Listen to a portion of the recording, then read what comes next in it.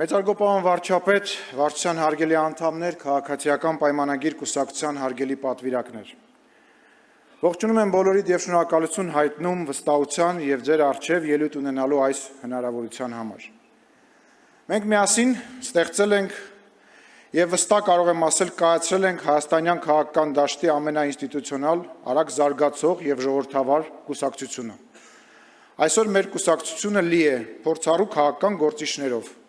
որոնց գործունեությունը, խոսքը ծանրակշիռ և որոշիչ դեր ունեն մեր երկրի քաղաքական դաշտում։ Միևնույն ժամանակ մենք այդպես էլ չդադարեցինք լինել մեր ժողովրդի հասարակ ներկայացուցիչներ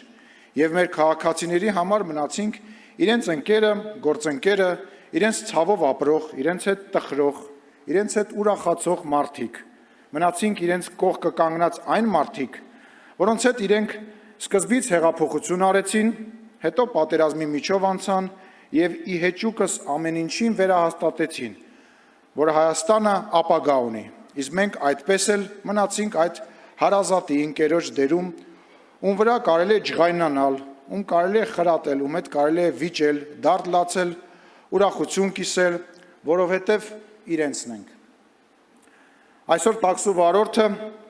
փողոցում իր մեքենայի պատուհանը բացում է և փողոցի մեջտեղից գոռում «Ալեն ախպեր բարի լույս»։ Մեկ այլ քաղաքացի էլ պատմում է պապիկյանի հետ ամրաշինական կառույցներ գնալու մասին։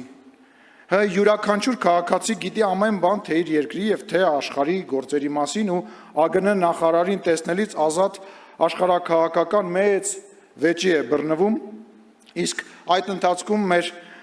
հայ թոշակառուներից մեկը Երևանի կամ որևիցե այլ քաղաքի փողոցներից մեկում կանգնած առողջապահության նախարարի հետ քննարկում է իր վերջին ռենտգենի տվյալները։ Բայց հետաքրքիր է, որ մեր հետ խոսելիս և հրաժեշտ տալուց բոլորը մի բան են ասում. մեր Նիկոլին լավ կնայեք։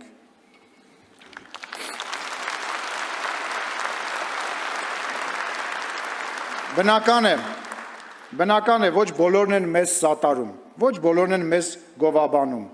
Այն բոլոր մարդկանց, ովքեր անկեղծ, կրկնում եմ անկեղծ ասելիք ունեն, մենք պետք է ամեն օր հրավիրենք խոսակցության։ Խոսենք, պատմենք, կիսվենք ու նորից խոսենք։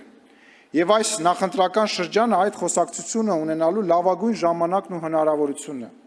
Խոսակցություն, որ մենք պետք է լսենք մեր սխալների, բացթողումների մասին և պատմենք ու բացատրենք մեր քաղաքացիներին մեր պատկերացումների մասին, որովհետև խոսակցությունը ամենակարևոր բանի մասին է, իրական Հայաստանի և հայ ժողովրդի մասին է։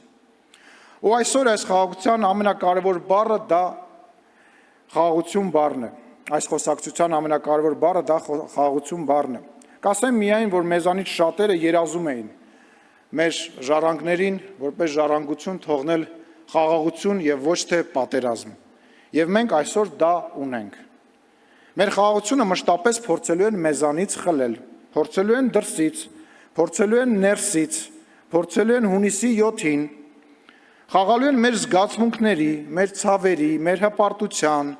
մեր անցյալի վրա, որ մեզ նորից ապագայի փոխարեն տանեն անցյալ ու պահեն այնտեղ, որ մենք մեզ խղճանք, ուրիշը խղճա, որ հայի բախտն է մերը, ու մենք ոչ ապրենք, ոչ շատանանք, ոչ էլ լինենք։ Բայց ես ձեզ հարգելի ընկերներ ուզում եմ ասել, որ հայը այլևս խեղճ չէ։ 700 տարի անց, ևս 70 տարի անց, դրանից ևս 3 տասնամյակ անց, այսօր մենք կանք, մենք անկախ ենք, մենք ազատ ենք ու մենք ապրելու ենք ու լինելու ենք հավետ, լինելու ենք անկախ, ազատ ու մեր խաղաղ պետականությամբ։ Եվ ուրեմն փառք մեր նահատակներին, կեցցե մեր ժողովուրդը և կեցցե Հայաստանի Հանրապետությունը, և Աստված մեզ օգնական։